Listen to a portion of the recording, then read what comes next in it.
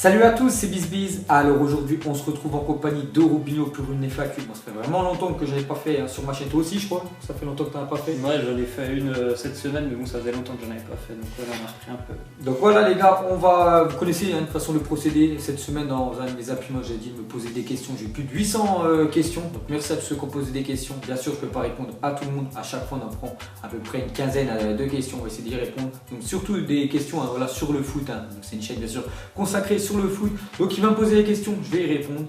Et voilà. Et n'hésitez pas à m'en remettre en commentaire. Parce que je commence à reprendre un petit peu les FAQ. Avant, j'en faisais beaucoup. Là, ça fait quasiment 2 mois que je n'en ai pas fait. J'aimerais bien en refaire des FAQ parce que j'aimais bien. Voilà, chaque fois notre point de vue. Donc n'hésitez pas à nous remettre en commentaire. Et c'est parti. Question de Migadroy, il nous dit: penses-tu que Ronaldo peut toujours remporter le Ballon d'Or cette année? Donc pour moi, Ronaldo, donc il ne faut pas oublier quand même qu'il a gagné la Ligue des Champions, mais le Ballon d'Or va se jouer surtout avec la Coupe du Monde. Donc quand on fait déjà la vidéo, donc déjà on vous dit on est jeudi, on ne sait toujours pas les quarts de finale, est-ce que la France a gagné, voilà le Brésil. On sait déjà que Ronaldo n'est plus là. On sait que Ronaldo n'est plus là et pour moi cette année c'est la fin pour moi de Ronaldo et de Messi. Cette année je vois pas comment il pourrait remporter le Ballon d'Or parce que Messi déjà encore moins Messi. Lui c'est sûr c'est mort. Ronaldo. Bon, après la Coupe du Monde, il avait commencé une grosse Coupe du Monde, un triplé, mais avec le Portugal, voilà, c'était encore un échec quand même en Coupe du Monde. Bon, il a quand même gagné la Ligue des Champions, mais pour moi, ça ne sera pas lui. Je ne sais pas si, par exemple, la France ou Neymar, je sais pas, peut-être s'il marque un doublé contre la Belgique, j'en sais rien. Pour être lui, bien sûr. De toute façon, ce sera le vainqueur voilà, de la Coupe du Monde, je pense qu'il remportera. Voilà, le Ballon d'Or, qu'est-ce que tu en penses, toi? C'est pareil pour moi, je pense que c'est la Coupe du Monde qui va certainement désigner le futur Ballon d'Or. Donc, comme on l'a dit, Messi et Ronaldo ils sont plus là, donc il reste d'autres prétendants, Neymar par exemple, Mbappé, Kevin De Bruyne, je sais pas. Il y en a encore des noms, mais je pense que là franchement cette année on va assister à la fin du duo. Et c'est très bien, voilà, ça fait du nouveau. Ensuite, question de Florian Charum, il nous dit: pour vous, qui sera le meilleur joueur de la Coupe du Monde et qui sera le meilleur gardien? Donc actuellement, le meilleur joueur pour moi, j'en vois quand même quelques-uns. Je vois Eden Hazard. Bon, on parle là avant des matchs, bien sûr, des quarts de finale. Je vois Eden Hazard pour l'instant qui est vraiment très bon. Je ne sais pas le match qu'il aura fait contre le Brésil. Modric aussi que j'ai bien aimé. Voilà, Modric, tous les matchs qu'il a fait. Je ne sais pas si t'en vois toi. Coutinho, j'ai bien aimé ce qu'il a fait quand même avec le Brésil. J'ai l'impression que c'est lui en ce moment qui est en train de porter cette sélection brésilienne. Donc après les autres c'est quand même un peu plus compliqué. Harry Kane, il marque beaucoup. Même si c'est sur péno, il y en a plein de dire voilà, il y en a quand même 3-4 actuellement qui peuvent être certainement meilleurs joueurs du mondial. Et le meilleur gardien, je sais pas, je vois bien le gardien suédois et brésilien, Sven Becker. Les deux n'encaissent pas de but presque. Donc on verra bien sûr à la fin la Coupe du Monde. Ensuite, question de Reda le boss, il nous dit: est-ce que tu penses que le Real gagnera encore la Ligue des Champions cette année? Pour moi c'est un fin de cycle, le Real Madrid. Donc déjà on sait que Zidane, l'entraîneur, qui a quand même gagné 3 Ligues des Champions d'affilée, c'est fini. Ronaldo, bon je sais pas, peut-être quand vous allez regarder la vidéo dimanche, peut-être sera officiel et il sera à la Juventus, peut-être qu'il aura démenti toute rumeur parce qu'actuellement là c'est vraiment très chaud, ça brûle Ronaldo à la Juventus. Et pour moi c'est un fin de cycle ce qui se passe au Real Madrid.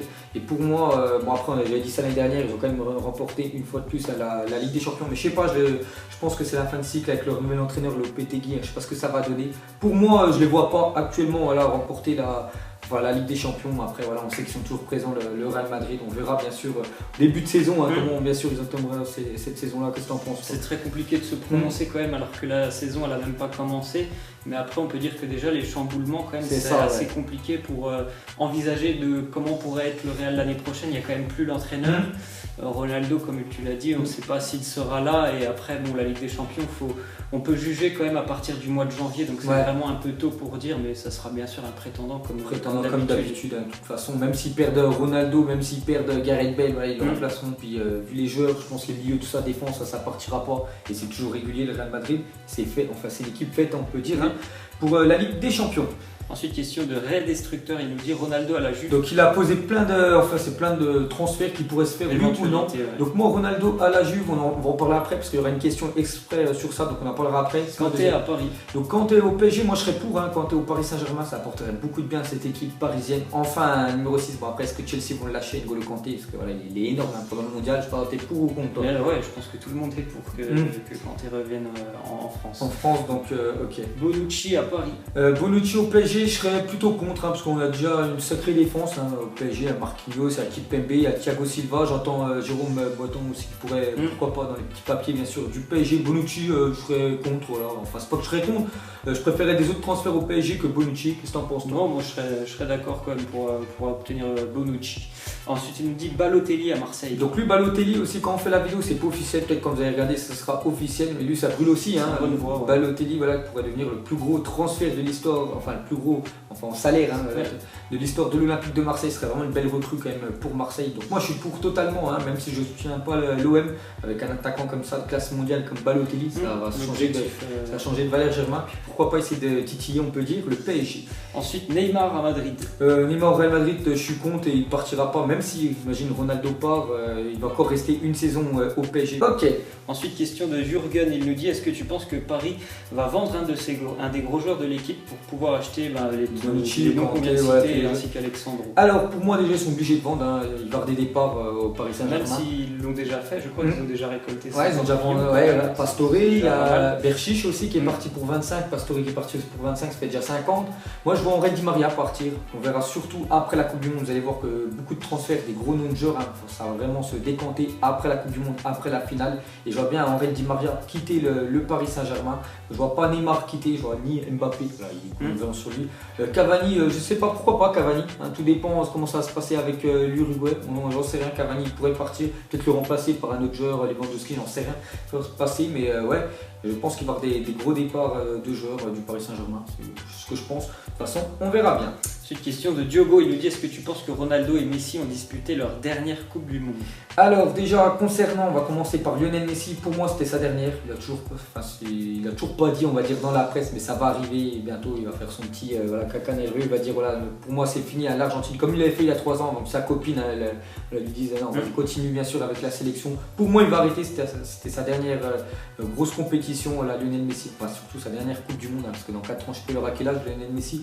Et concernant Ronaldo, Ronaldo lui je sais que c'est un guerrier, il va encore, il veut jouer encore jusqu'à 40 ans et bien sûr qu'il peut faire encore une Coupe du Monde et 2022, je suis sûr qu'il sera là avec le Qatar, enfin bien sûr si le Portugal seront qualifiés. Qu'est-ce que t'en penses toi?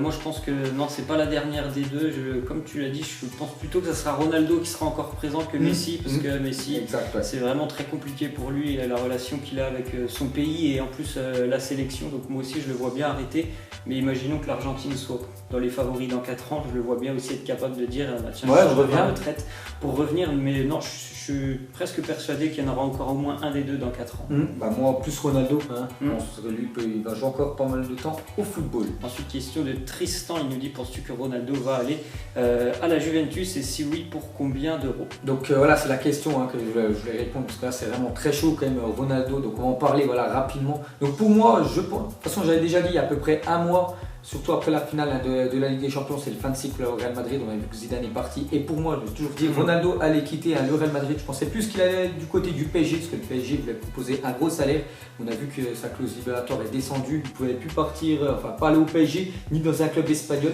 donc c'est pour ça la Juventus la fonce, sur Cristiano Ronaldo, je crois qu'il est aux alentours des 100 millions d'euros, 100 ou 120 millions d'euros, donc voilà, le prix, je pense c'est aux alentours de ça, en plus ils vont vendre Higuain, ils vont récupérer 60 millions d'euros, donc ils doivent juste rajouter, on va dire, 60 ou 50 millions d'euros.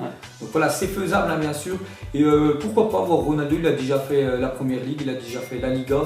Pourquoi pas le voir à la Juventus, ça me plairait bien voir Ronaldo. Qu'est-ce que t'en penses? Moi aussi franchement j'aimerais vraiment le voir à la Juventus, et la Juventus, si elle arrive à faire ce transfert, elle montre à tout le monde que franchement elle a vraiment envie d'aller la chercher, la Ligue des Champions. Elle n'est pas loin depuis quelques années, mais j'ai l'impression aussi qu'il lui manque ce joueur qui est capable dans les grands matchs de faire tourner la situation de ton côté. Ils ont perdu quand même 2 finales, il faut le rappeler, sur les 3 ou 4 dernières années.